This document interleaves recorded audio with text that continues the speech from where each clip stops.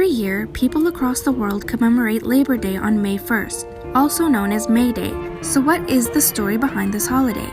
In the late 1800s, American workers faced 12-hour workdays, 7 days a week, under very difficult conditions. Eventually, labor unions had had enough, and on May 1st, 1886, hundreds of thousands of people went on strike across the country, calling for 8-hour workdays. 3 days later, a bomb went off in Chicago's Haymarket Square, the city at the center of the unrest, as tensions escalated between strikers and strike-breakers, killing 7 police officers and 4 civilians. The event only sparked a stronger push for workers' rights, but it wasn't until nearly a decade later that President Cleveland signed into law Labor Day as a holiday in 1894. But in the US, the holiday was set for the first Monday in September. It was an attempt to distance any association with the Haymarket riots over fears it would fuel support for communism and other radical ideas. May Day eventually became a huge celebration in the former Soviet Union, marked by large military parades. May 1st continued to be recognized as Labor Day across the rest of the world. Good morning,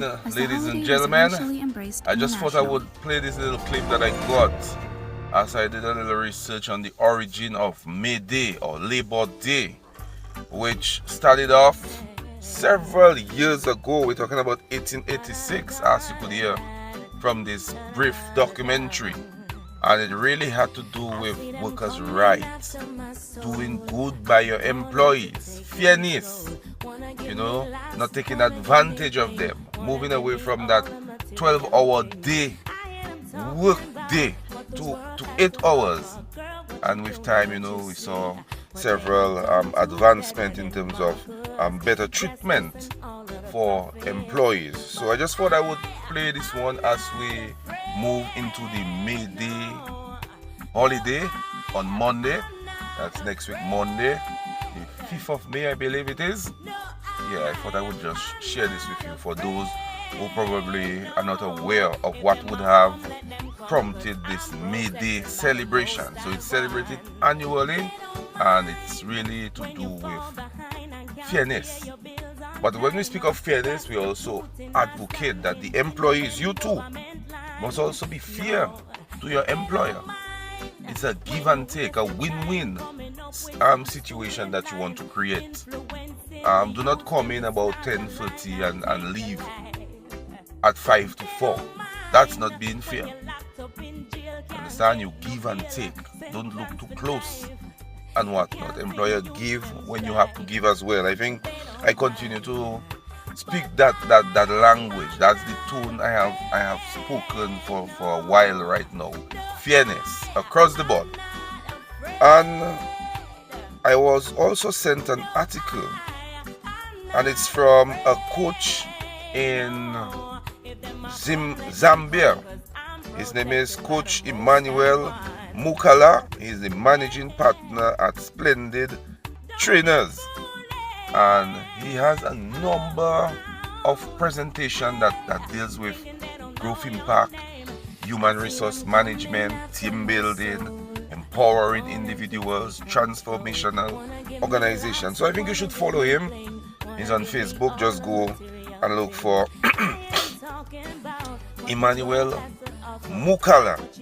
But the article that was sent to me this morning, it reads, "Replacing staff living out of frustration with great talent won't sort your problems out." I get it right now. And I will just read the first verse. Not the first verse, no. The first paragraph.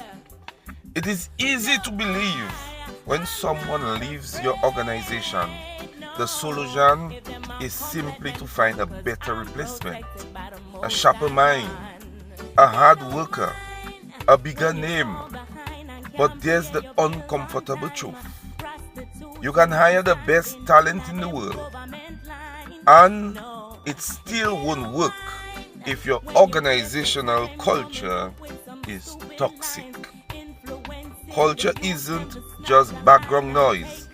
It is the invincible force that shapes behavior, attitude, and performance."